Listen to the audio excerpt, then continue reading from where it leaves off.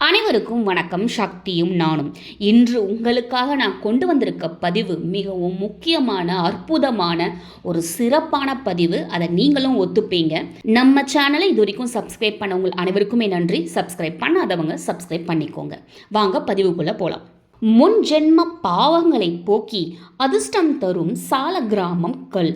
சாலக்கிராமத்திற்கு தினமும் பூஜை செய்து வழிபட்டு வந்தால் மனம் தெளிவடையும். சாலக்கிராமம் இருக்கும் இடமானது இறைவன் இருக்கும் இடத்திற்கு சமமானது. சாலக்கிராமத்திற்கு பூஜை செய்தால் யாகமும் தானமும் செய்த பலன் கிடைக்கும். 1000 ராஜசூய யாகம் செய்தாலும் ஒரு நாள் சாலிகிராம பூஜை செய்த பலனுக்கு இணையானதே.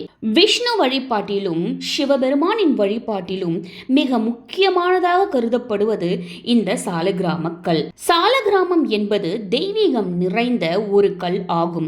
சாலக்கிராம கற்கள் விஷ்ணு பகவான் வாசம் செய்யக்கூடிய பொருள்களில் ஒன்று.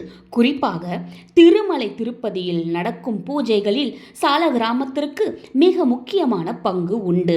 சாலக்கிராம கற்கள் எல்லோருக்கும் அவ்வளவு எளிதாக கிடைப்பதில்லை. அப்படி கிடைத்தவர்கள் அதிர்ஷ்டசாலிகள் என்றுதான் சொல்ல வேண்டும். சாலக்கிராமத்தை யார் வேண்டுமானாலும் தொட்டு வழிபடலாம். ஆனால் சுத்தமாக இருக்க வேண்டும். சாலக்கிராமம் வைத்து வழிபடுகின்ற வீட்டில் சகல இறை சக்திகளும் அருள் செய்வதாக நம்பிக்கை.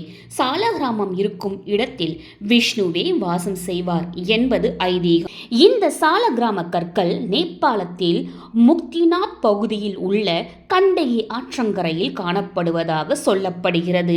இந்த கற்களில் இயற்கையாகவே திருமாலின் சங்கு, சக்கரம், கதை, தாமரை போன்ற உருவங்கள் காணப்படுவதாகவும் சொல்லப்படுகிறது. இந்த கற்கள் கண்டகி நதியில் தானாக உருவாகி வருவதாகவும் இது பல வடிவங்களில் பல வகைகளில் இருக்கும் என்றும் சொல்லப்படுகிறது.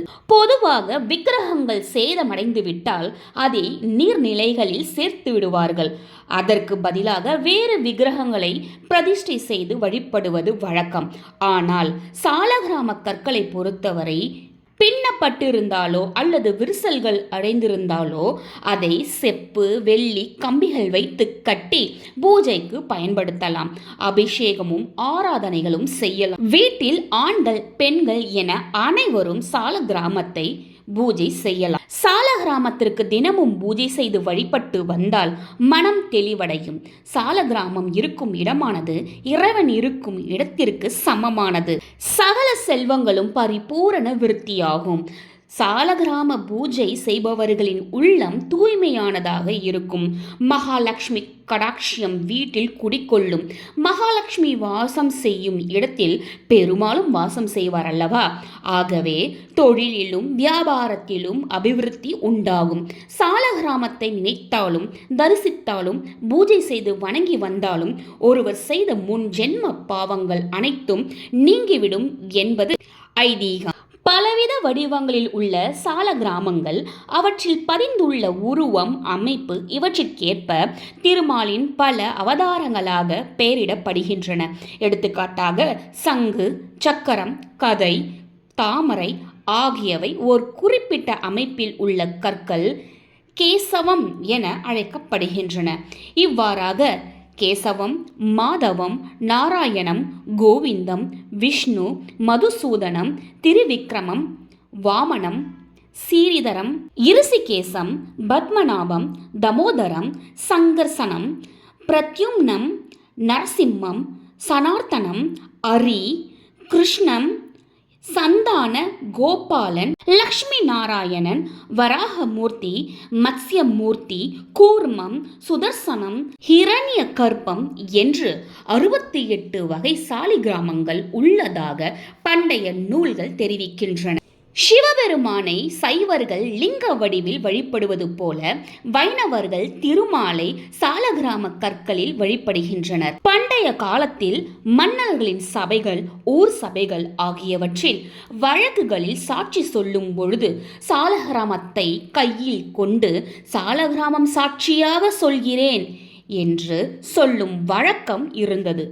மரண காலத்தில் சுய நினைவுடன் சால கிராமத்தை மனதால் வணங்குபவன் பாவங்களில் இருந்து விடுபடுகின்றான் என்றும், இறக்கும்போது சால கிராம தீர்த்தத்தின் ஒரு துளி தீர்த்தத்தை அருந்தி உடலை விடுவோர் வைவஸ்வதம் என்ற தர்மராஜரின் நகரில், அதாவது யம தர்மராஜனால் மரியாதை செய்யப்பட்டு புண்ணிய உலகிற்கு அனுப்பி வைக்கப்படுவதாகவும் கூறுகிறது கருட புராணம். மேலும் கண்டகி என்னும் புண்ணிய ஆற்றில் நீராடி முக்திநாதனை பக்தியுடன் வழிபடுபவன் பூ உலகத்தில் சுகமாக வாழ்ந்து பின்னர் வைகுண்டத்தில் தன்னுடன் இருப்பதாக விஷ்ணு பகவானே கூறுவதாக விஷ்ணு புராணம் கூறுகிறது.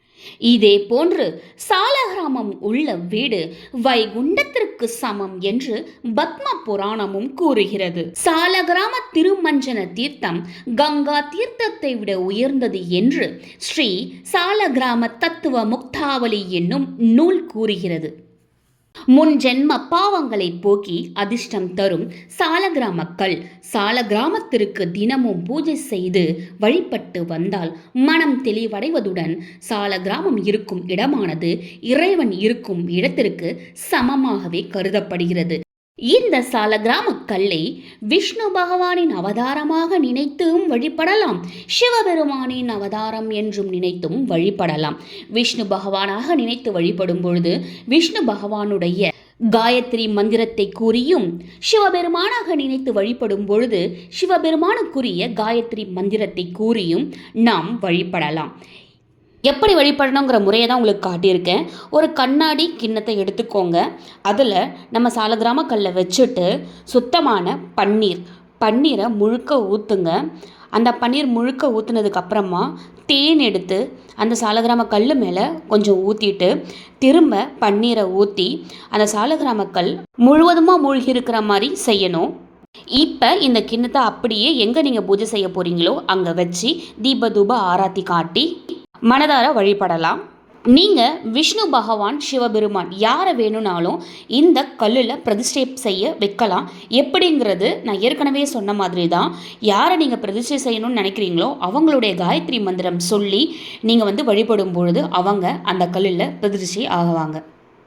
அப்படி அவங்க அவகனமானதுக்கு அப்புறமா கண்டிப்பாக உங்களுடைய தேவைகள் அனைத்தையுமே பூர்த்தி செய்து வைப்பாங்க. இது பொய் இல்லைங்க, கற்பனையும் இல்லை, உண்மைதான். இந்த நேரத்தில் யாரெல்லாம் முன்னேற்றம் பெற்றிருக்காங்களோ அவங்களுடைய பூஜை அறையில், அவங்களுடைய அலுவலகத்தில் நீங்கள் போய் பார்த்தீங்க அப்படின்னா இந்த முறையை இப்போ வரைக்குமோ அவங்க பின்பற்றிக்கிட்டு தான் இருக்காங்க. அதனால் நீங்கள் நம்பிக்கையோடு செய்யலாம், கைமேல் பலன் கிடைக்கும். இந்த பதிவை முழுசாக பார்த்த உங்கள் அனைவருக்குமே நன்றி. கண்டிப்பாக இந்த பதிவு பயனுள்ளதாக இருக்குங்கிற பட்சத்தில் நீங்கள் இதை பயன்படுத்திக்கோங்க. உங்கள் நண்பர்களுக்கும் இதை ஷேர் பண்ணி விடுங்க. கண்டிப்பாக அவர்களும் பயன்பெறட்டும். இது வரைக்கும் நம்ம சேனலை சப்ஸ்கிரைப் பண்ண உங்கள் அனைவருக்குமே நன்றி. சப்ஸ்கிரைப் பண்ணாதவங்க சப்ஸ்கிரைப் பண்ணிக்கோங்க. கண்டிப்பாக நல்ல நல்ல பதிவுகள் உங்களை தேடி வரும் நம் சேனலில் என் மூலியமா. மீண்டும் அடுத்த ஒரு நல்ல பதிவுடன் உங்களை சந்திக்கிறேன். நன்றி. ஓம் முருகா.